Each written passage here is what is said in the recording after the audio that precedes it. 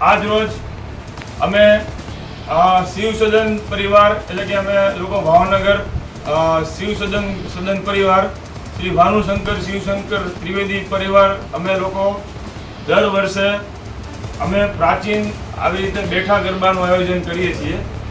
જે આ ગરબા અમે જાણો છો કે આ જે હાર્મોનિયમ છે એ 1958 પિતૃસ્મૃતિ છે કે જે આજથી અમારી ત્રીજી પેઢી એટલે કે મારું નામ કલ્પેશ વિનુભાઈ ભાનુશંકર શિવશંકર એટલે શિવશંકર દાદા પરિવારથી ચાલતી આવતી આ અમારી અવિરત પરંપરા છે કે જેની અંદર અમે દર નવરાત્રિએ પરિવારના બધા જ સભ્યો બાળ ગોપાળથી માંડી અને વડીલો બધા એક સાથે અમે ગરબાનું આયોજન કરીએ છીએ, આરતી ગાઈએ છીએ અને સતત 9 દિવસ સુધી માતાજીની આરાધના કરીએ છીએ।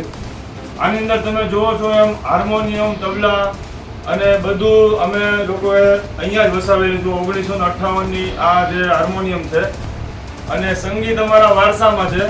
અમારા પૂજ્ય દાદા ભાનુશંકર દાદા જે છે એ હાર્મોનિયમ વગાડતા, ત્યારબાદ એના ફાધર શિવશંકર દાદા એ પણ હાર્મોનિયમ અને તબલાના પારંગત હતા। એને પછી મારા પપ્પા જે છે વિનુભાઈ એ પણ તબલા અને હાર્મોનિયમ વગાડે છે અને હવે આ લોકો અમારી એની પછીની નેક્સ્ટ પેઢી એ પણ તબલા અને એની અંદર પારંગત છે।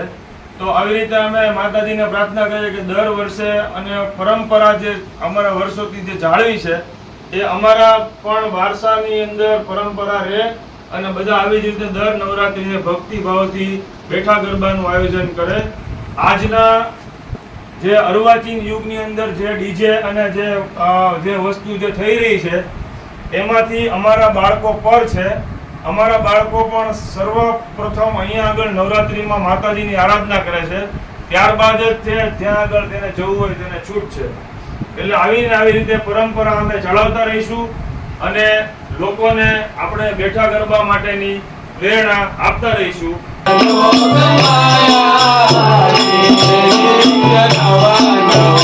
નવા